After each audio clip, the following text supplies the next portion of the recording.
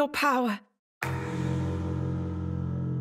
What is up, YouTube? My name is RSMario, aka the real Super Mario here, bringing you another Zelda Tears of the Kingdom video. Okay, so the last Tears of the Kingdom video I brought you was the art book leak, and that turned out to be real, and that was struck down from orbit. So pray for your boy in this video. So allegedly, we have another Tears of the Kingdom leak. This one is a plot leak via Reddit, which you know, take it with a grain of salt because it might be fake. You know what I'm saying? But just because, you know what I'm saying, I mean, we are so close, and stranger things have happened. It could be real. So if you don't want any spoilers for Tears of the Kingdom, you can check out any of my other videos on the channel. I just did a news video yesterday, a news roundup video where we talked about the Tears of the Kingdom pre-order bonus for Amazon. I have tons of other videos on the channel you can check out as well. Also, my second channel where I have videos over there. I talk about how Kotaku tried to come for Final Fantasy 16. That's another video I also have. So if you want to check out something a little bit more spicy, you can check that out. But right now, we're going to get into this leak. But first off, of course, if you want to continue getting videos like this from me, like, comment, subscribe, hit the bell button, do all that stuff that YouTube requires you to do. Continue getting videos from me, as well as follow me at twitter.com/rsmario128. Like that video tweet, share that video tweet, and I will shout you out at the end of the video.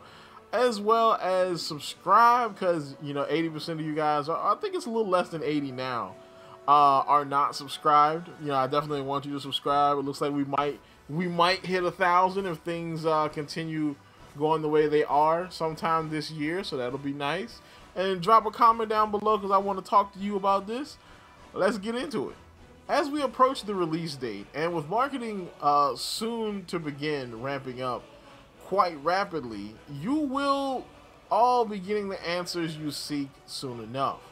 So I would like to share a fair amount of information with you all regarding the highly anticipated upcoming game, The Legend of Zelda Tears of the Kingdom. I wrote these things as detailed as I could and kept some certain plot points and revelations out of the text because, well, there's got to be some surprises, right? Okay, so regarding the plot, so he says the Sky Islands are what remains of the Sacred Realm, although they have another name in the game that is explained partway through. The in-game explanation as to why they weren't visible during the events of Breath of the Wild is that when Ganondorf was reawakened by Link and Zelda, the eruption of malice he let out was powerful enough to break the barrier between Hyrule and the Sacred Realm, causing them to merge, so to speak. This is also where the three dragons would travel to with their portals in the first game, and there is plot involving that as well, and the presence of additional dragons representing other aspects of the Zelda mythos. Now, if I'm not mistaken, the dragons are supposed to represent the three golden goddesses. So, honestly, if there's another dragon, it will be one that represents Hylia, more than likely. And maybe they'll have, like, some to represent the sages, but I thought there were three dragons, one to represent each of the golden goddesses, but okay. The story largely revolves around reforging the Master Sword again. When Link and Zelda find Ganondorf, the sword and Link's arm, as seen in various teasers, are both damaged as a result of Ganondorf's direct attack on the sword itself, as he's obviously aware that it's the one thing and the one person that can legitimately destroy him.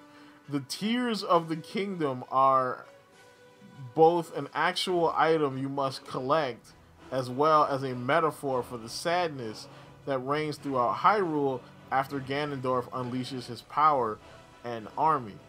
Zelda is lost underground, as well as many have presumed her dead. The kingdom itself weeps as it for its losses.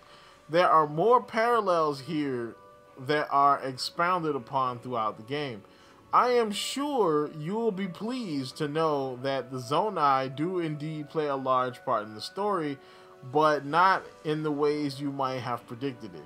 I will not say more on the matter due to the extremely intriguing nature. You'll be happier finding this out yourselves with time. I assure you, some of the theorists have come very close to predicting what will happen.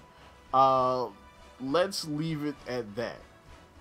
So now the big theory with the Zonai is that the Zonai are probably connected to the hand that's keeping Ganondorf down, or whatever this magical seal is probably connected to the Zonai. And maybe, you know, maybe fighting Ganondorf is what killed the Zonai. You know, that could be what happened, why the Zonai are gone. Personally, I think that Link is also connected to the Zonai, and maybe like the original Link, you know, like maybe Link might have been the Zonai champion, you know, the champion of that area, you know what I'm saying? Because, you know, each of the champions come from a different area of Hyrule. Why not have Link be the champion of the Zonai, you know? But that is just a theory. A game theory. Alright, hopefully I don't get sued. The world is indeed expanded upon more than just the skies, as mentioned above. Zelda is lost underground, and after a certain part of the main quest, you will begin exploring the underground and search for her. You can, at the start of the game, explore the underground, explore some shallower caves and caverns, but the real fun comes later with acquiring a certain item that allows you to go deeper. The underground has its own name that is explained later as well, and can only be compared to the underground areas in Elden Ring. Okay, that sounded kind of lit in terms of scale. They're incredible, and you will be blown away by what has been accomplished with this part of the world. All right, so this kind of plays into the it'll be worth the $70 thing that some of the Nintendo people have been talking about. In the spirit, with how Breath of the Wild was able to be completed in various ways, doing things in different order, or even not at all, the same can be done with many things in this game. More traditional dungeons do indeed make a return, and there are a substantial amount of them, with smaller shrine-like ones supplementing them as well. The dungeons and shrines are able to be completed in any order, with only dungeons being mandatory and to complete the game. So basically, you have to do the dungeons. Okay. Alright, so I wonder, are we going to get like big dungeons like, you know, Water Temple, you know, type of dungeon? Well, maybe not the same, because I don't think you'll ever be able to beat the Water Temple. But are we going to get something similar to that, or what? You know what I'm saying? Because, I mean, if we're getting a bunch of dungeons, they're probably going to be smaller dungeons. But if we have like these like maybe 4 or 5 main dungeons, main big dungeons, that'll be pretty good. I'm not going to lie. You'll find sections in each dungeon that cannot be explored without the use of something that is obtained in another one. So basically, you'll have to backtrack, kind of like Metroid style. You'll be able to you'll be able to backtrack. That was the next words. You'll be able to backtrack the previous dungeons in order to explore them further for extra items, materials, combat, and combat challenges, and so forth. Because you can do them in any order, you may already have the correct item by the time you arrive to the other one. So, since you can do dungeons in any order, you might have the item you need from Dungeon A to get to a special place in Dungeon C. So that's pretty cool. Weapon durability is largely the same, with some adjusted values for returning weapons. but you can now craft, repair, and modify and customize weapons to your liking. It's a very extensive system. The horns and such you have seen on various enemies, plus more materials that have not yet been shown, are used to craft, repair, or change weapons at certain shops found across the map. So this is stuff that was in the art book. I'm gonna be honest. All right, if you was one of the lucky 400 people that saw my art book video, you saw that there was a bunch of weapons with like what looked like horns that came from some of the bokoblins and stuff in the game. So basically, you can use those to craft weapons and customize weapons, and it actually looked pretty cool. I'm not gonna lie. You'll be able to use dyes, gems, and other materials to customize the look of your weapons as you see fit. Because they are able to be repaired now, it is logical that you may find a sword you grow fond of, and perhaps you will change the color of its hilt, blade, or sheath, or add a material to its hilt or sheath to change its look altogether.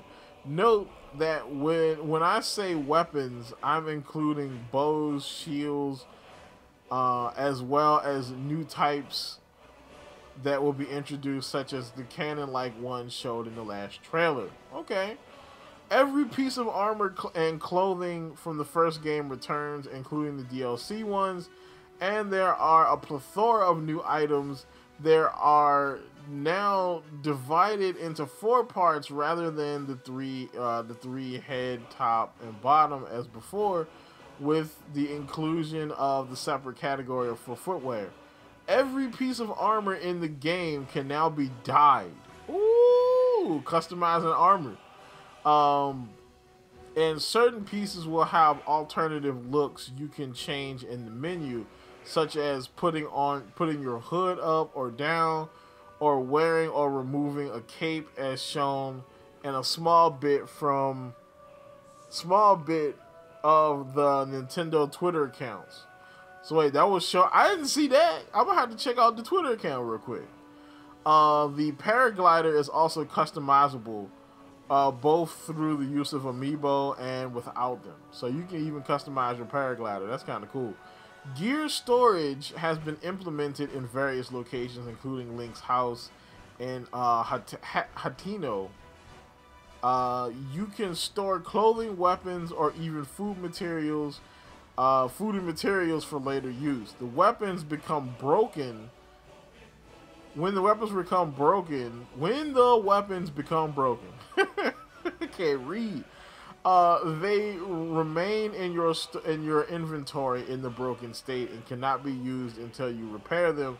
Storing them allows you to free up your inventory until you have the means to repair said weapons, or you can simply save your favorites for later use. So this sounds bananas.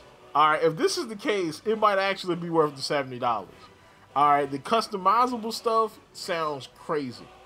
Customizable armor, like put your hood up, put it down, you know, remove cape, add cape, and probably way more than that. You know, that alone sounds like it'll be worth price of purchase. You know what I'm saying?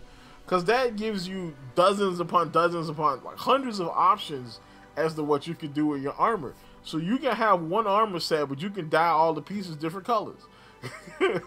You know what I'm saying? Like, that sounds pretty good. And you can customize your weapons, so you can literally have a whole decked out, like, loadout of swag. You can have a swag loadout in Legend of Zelda now. Allegedly. You know what I'm saying? The story stuff sounds good, though. The story stuff sounds pretty good. I'm kind of interested in what he means by, like, the Zonai are connected, but not in the way you think. So, are the Zonai not connected to the hand, or what? I'm curious. Tell me what you think down in the comments down below. And of course, like, comment, subscribe. Definitely subscribe. And as always, people, keep it real.